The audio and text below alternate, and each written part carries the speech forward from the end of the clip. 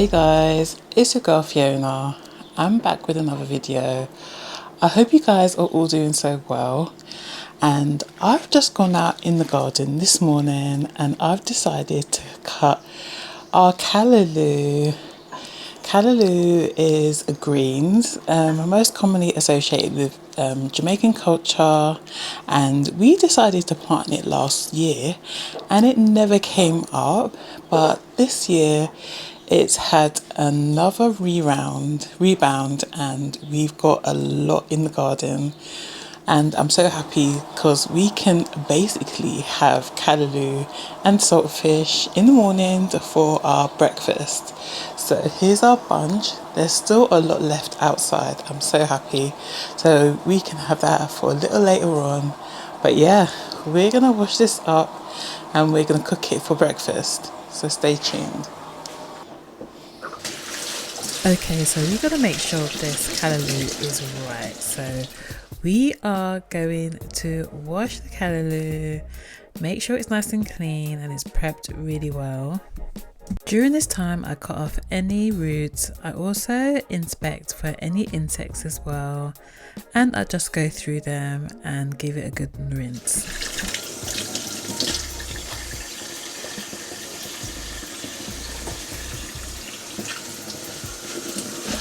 So have you noticed that I haven't cut off any of the stems?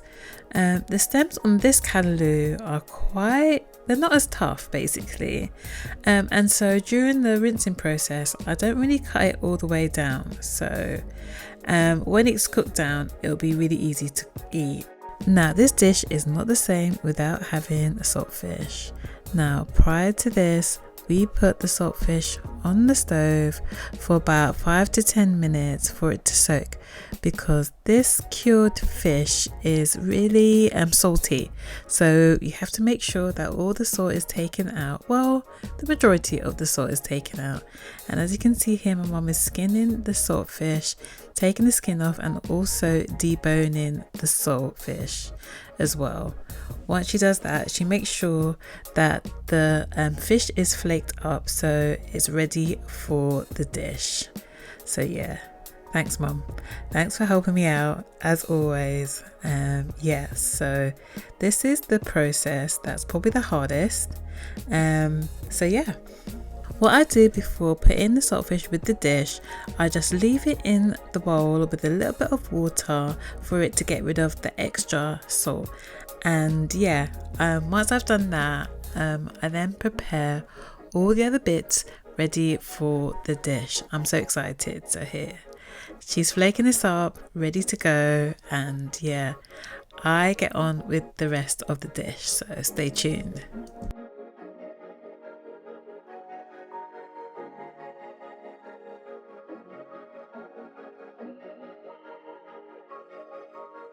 So now that's done and put aside, I prepare the other ingredients for the dish. So what I've got here now is half a red onion, and I'm just giving that a little chop. I've also on the side got some garlic that I'm going to press through my garlic presser, and I'm telling you, getting a garlic presser has really changed the game for me, honestly. So yeah, I really love garlic, so I'm going to be putting about 3 cloves of garlic, but please choose how much you want.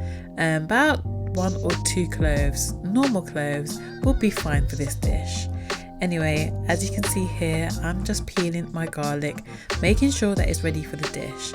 Now, the second ingredient is totally optional, but for some reason I really like having tomatoes in my callaloo and saltfish.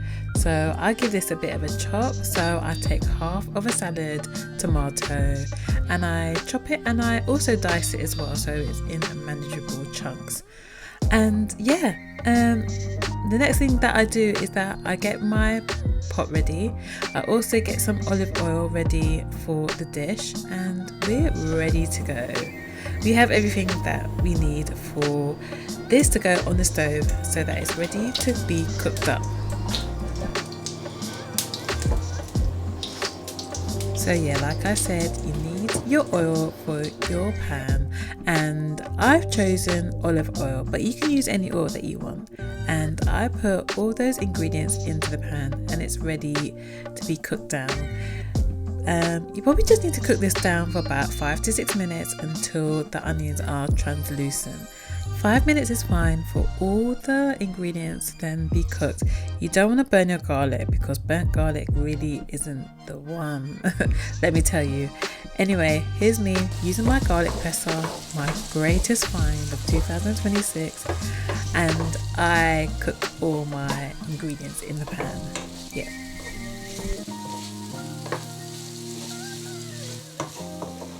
This dish is so easy but so nutritious, oh my gosh. So yeah, I am cooking down the onions, garlic and the tomatoes, and I'm ready to put the callaloo inside of the pan. So here we are, we've got our callaloo, we've got the leaves and the stalks also as well, so let's put that in. And we'll also put in the saltfish as well once the callaloo was cooked. You only need pepper and a little bit of salt to really make this dish go to the max. You don't need anything else. Honestly, pepper and some salt is all you need. And yeah, that's what I'm adding to the pot. And I give this one more toss in the pan. And yeah, it's steamed down and I think it's ready to be eaten. So yeah, that is callaloo and saltfish, a great Caribbean cuisine, great Jamaican cuisine as well. So beautiful and so perfect for breakfast. So if you try this, do let me know in the comments. I'll be happy to give you any more tips on how you can make this dish. So in true Fiona fashion, I had my callaloo and saltfish with my homemade bread for breakfast, which I'm going to be showing you now. Guys, I haven't made bread in such a long time and I thought this was the perfect time to really get down and do some bread. So into my KitchenAid, I've put 440 grams of warm water and 100 grams of sugar. Now please use granulated sugar, don't be like me. I couldn't find anything at the time, but this is perfect for how it turned out anyway, but please use granulated sugar. And yeah, I also put 18 grams of yeast into the KitchenAid and I gave it a good whisk for about 5 to 6 minutes. The sugar and the warm water will help the yeast to bloom, so make sure that your water is not too hot, otherwise it will kill your yeast. But yeah, this is what it looks like. So once you've done that, once you've whisked it, you want to put either melted butter, about 56 grams, or I've put olive oil into my pan. And I've also added a little bit of salt. So I've added 12 grams of salt to my KitchenAid. And yeah, this will make 2 loaves of bread. So this is enough for those breads. Anyway, I get that going in the pan for a little while, about 5 to 6 minutes. And then I get my strong bread flour ready. Now this is 875 grams of strong bread flour, or you can use plain flour, it's up to you. And you just add this gradually into the KitchenAid until it forms a dough. Whatever you're using to make your dough, be sure to scrape down the sides as your dough is coming together.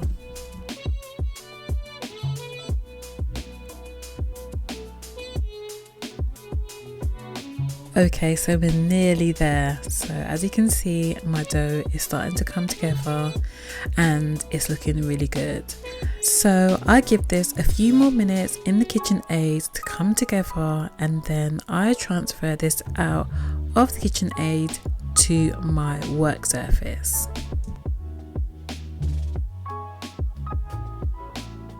Okay, so you want to transfer your dough to your work surface, but before you do that, make sure you've dusted your surface. So I'm using that strong bread flour again, and I'm going to empty out my dough onto my work surface. Now we're doing this because we want to give this a little bit of a knead, not too much, but we want to make this nice and smooth.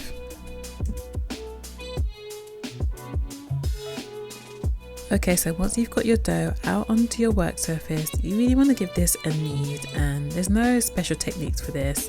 Just want to give it all you've got, not really, but you want to just make sure that the dough comes together so that it's nice and smooth. You don't need to do this for a long time. I would say for about 2 to 3 minutes until it comes together and it's nice and smooth. So once I've done that, I get a bowl and I grease it with some olive oil again, and I pop it into that bowl and I let it rise for about an hour. Yeah, an hour or a little bit, or until it's doubled in size. So yeah, I put some clean film on the top and I make sure that I leave this in there for about an hour's time. So I go about my business and I come back and it looks so good once I've come back. So stay tuned and let's see what it looks like after an hour. Okay, so the yeast has really worked in this bread. I'm so happy, and it has doubled in size. And now I'm going to tip it out and I'm going to roll this into 2 loaves of bread. So I get my dough cutter and I cut this in half, and yeah, I shape my dough. Yeah, so I cut my dough in half roughly. You can weigh this if you want, but I eyeballed it, and yeah, I shaped my dough. So again, not really a special technique for this, but you want to push it out and you want to lay it kind of like square onto this work surface. You can use a rolling pin to do this if you wish, but I just use my hands. And you want to create a log. So once you've flattened it out a little bit with your rolling pin or with your hand, you want to then roll it up into a log. And then once you've rolled it up into a log, you want to pinch the edges together so that they come together and they're nice and ready for your pan. So I'm rolling my log like so, yep, and I'm also pinching those sides, those edges together so that there's no bits left out, yep, and I do that along and on the edges as well. And once I've done that, I tip it into my loaf tin. Now I've just got this loaf tin that I found lying around at home, and yeah, I've got another one for the other loaf. So I do the same thing. I flatten out my bread. This is probably a bit clearer to see. I flatten out my bread, and then once I've done that, I roll it up into a log. Now I'm doing this one a little bit wider because my loaf tin is a little bit bigger than the other one. So I rolled it up, and yeah, once I've done that, I pinch the edges together to create the seam, or to make the seam non-existent basically. And then I get my loaf tin and I pop it inside. Make sure it's the right size, and I pop it inside. And now once I've done this, I need to make it rise again for about 45 minutes or even to an hour. Now I think I went a little bit higher and I left it for about an hour and a half. Now what you want is you want to cover your bread with some cling film or some plastic film, and you then want to make sure that your bread loaf is risen about an inch over the container. So yeah, 45 minutes I've put, but I left it a little bit longer, and so it's come out really nicely. I could have left it a little bit longer, to be honest, but it was getting really late. So yeah, I started or rather I decided to put them in the oven, and you can put them in the oven for about 30 minutes and yeah, until they're golden and nice and brown. So yeah, let's do 30 minutes. And yeah, we're gonna put these in the oven. This goes into a preheated oven for about 30 minutes on a temperature of about 200 degrees. And yeah, cook them or bake them until they're nice and brown on top. And these came out so nice. I couldn't wait to get going with them. So yeah, these are going in the oven, and yeah, we shall wait until they come out.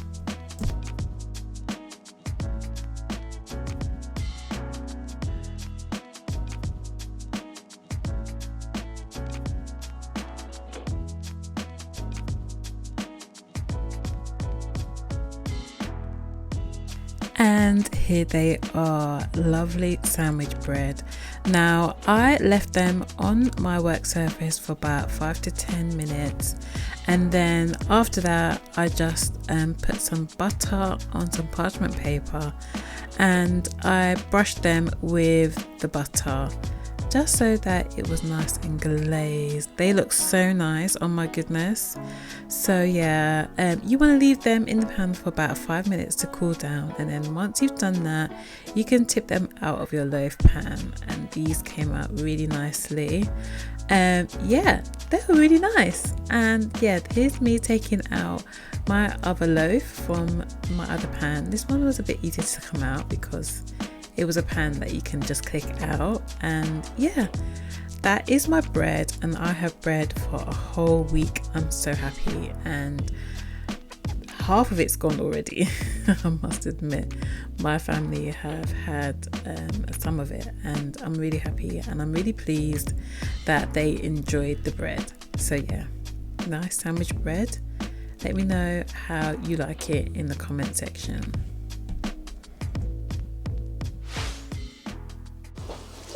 Hey guys, it's sometime a little bit later on in the day.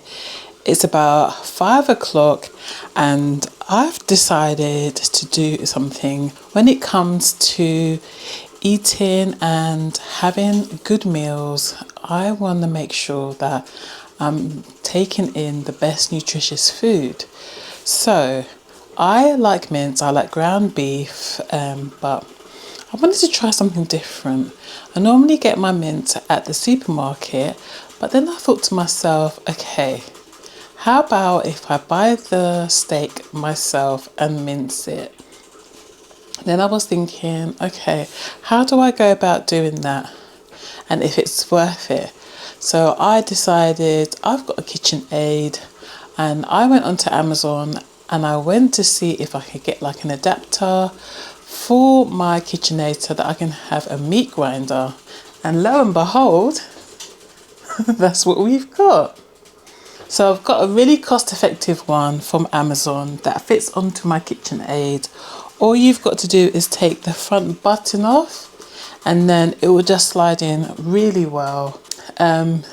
Put your meat grinder together, and then you're ready to go. I haven't used it, so we're trying out together, but I got some steak.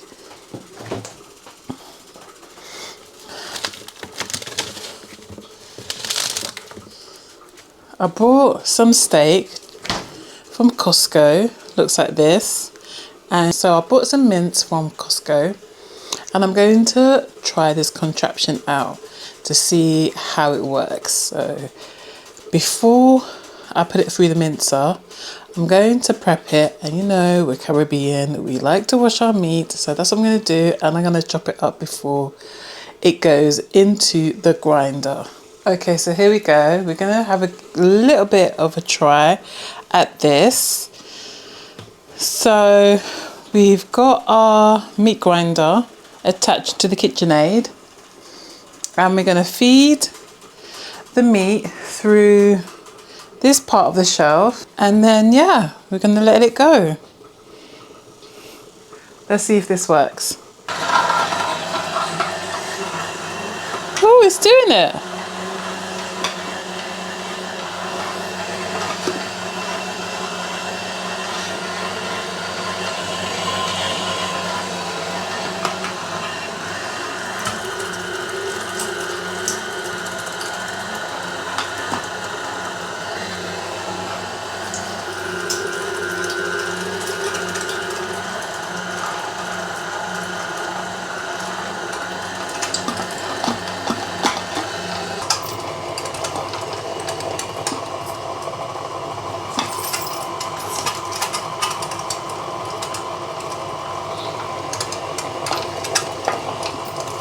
Okay, so this came out such a treat. I'm so glad that I decided to get like a steak and to mince it really. I'm going to make some meatballs. I'm also going to be making some burgers to put aside and to freeze. And I think this is a great hack if you want to know what's going in your food, or if you want to control the things that you're eating. Update about the contraption. I think I need to get the KitchenAid one as opposed to the one from Amazon. It's not as durable as I thought it would be, but maybe it's because I bought the cheapest one, I'm not sure. But I was fighting with it towards the end of me mincing my meat. I'm going to see if I can invest in a better one once I've decided that it is going to be a good investment, because the KitchenAid ones are a bit pricey. So let's see how we get on. But I think I'm going to roll some meatballs. I'm going to make some burgers. I'm going to probably freeze them as well. I might do a little bit more, but let's see how it goes.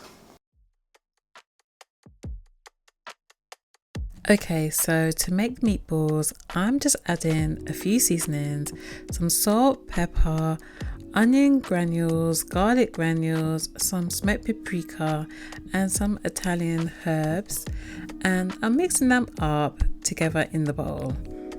Once I've done that, I will add an egg, and I also will take some of that bread that I made and I will add that to the bowl. But before I do that, I have to make some breadcrumbs. So I take the bread and I put it in my blender, give it a good whiz, and then I add that to the bowl and give that a nice mix with my hands to combine all the ingredients, and then I roll my meatballs.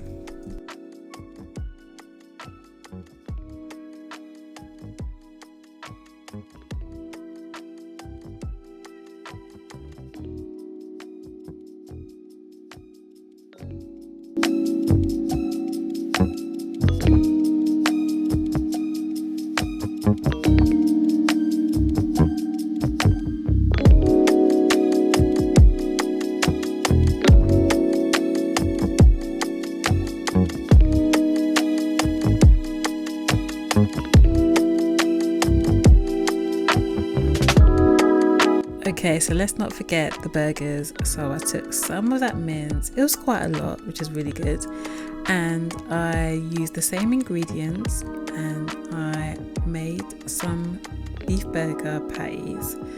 So it's the same thing, or the same technique that I used for making the meatballs, but instead I made sure that I just rolled it out and flattened it so that they're ready and shaped into burgers.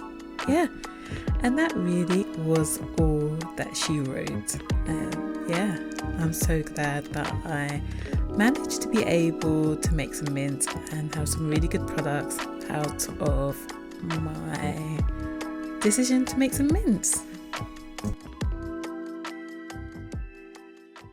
Okay, so it's getting towards the end of the day and I've made a lot of meatballs and some burgers. I think I'm going to freeze the burgers and I'm going to cook the meatballs so that we can have something to eat for today and maybe a couple of days going forward as well. I'm so glad that I decided to mince my own meat. It is really a game changer, and I think if you want to do something like that, then give it a try. So yeah, my meatballs are going to go in the oven and my burgers are going to go in the freezer. But one last thing I wanted to say, that you can try with any meat. I mean, I'm using minced meat, beef. I'm using beef, but you can use anything like turkey, chicken. You can try anything that tickles your fancy, and I'm sure it will turn out just as you would have hoped as well. So yeah, if you're interested in maybe doing a little bit more investment in your food, I think it's a great way to go. So you know what is going in your food and you know what you've put in it as well. So yeah, I'm going to put my meatballs in the oven and I think I'm going to barbecue them as well. So that's going to be a really nice one. And yeah, like I said, the meatballs are going to go in the burgers are gonna go in the freezer.